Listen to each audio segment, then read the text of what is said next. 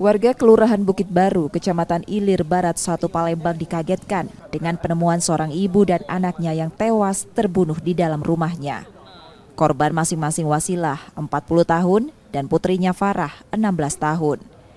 Jenazah keduanya ditemukan di ruangan berbeda. Sang ibu di garasi rumah dalam posisi terkelungkup dengan benda tajam pengki masih menempel di kepala.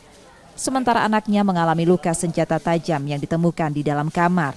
Hal itu diketahui dari olah TKP yang dilakukan polisi.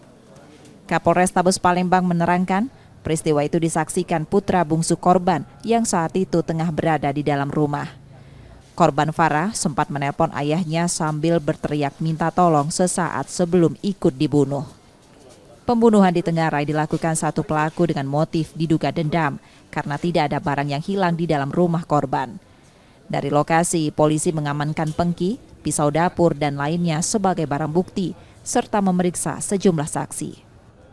Hasil konfirmasi kami dengan suami korban, bahwasanya atas tindak pidana yang terjadi, barang-barang yang berharga yang diduga milik korban tidak ada yang hilang. Artinya tidak ada barang-barang berharga yang hilang, yang notabene barang-barang tersebut masih utuh. Otomatis sementara dapat kami simpulkan sementara motif perampokan tidak terjadi. Ini sedang kita dalami, motif apa? Apakah sakit hati atau yang lain? Ini sedang kita dalami.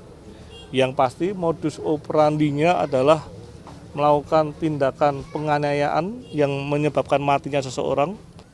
Setelah olah TKP, jenazah ibu dan anak dibawa ke Rumah Sakit Bayangkara Palembang. Sementara kasus pembunuhan masih dalam penanganan polisi. Reski Oktora, Muklas Diferensial, Kompas TV, Palembang, Sumatera Selatan.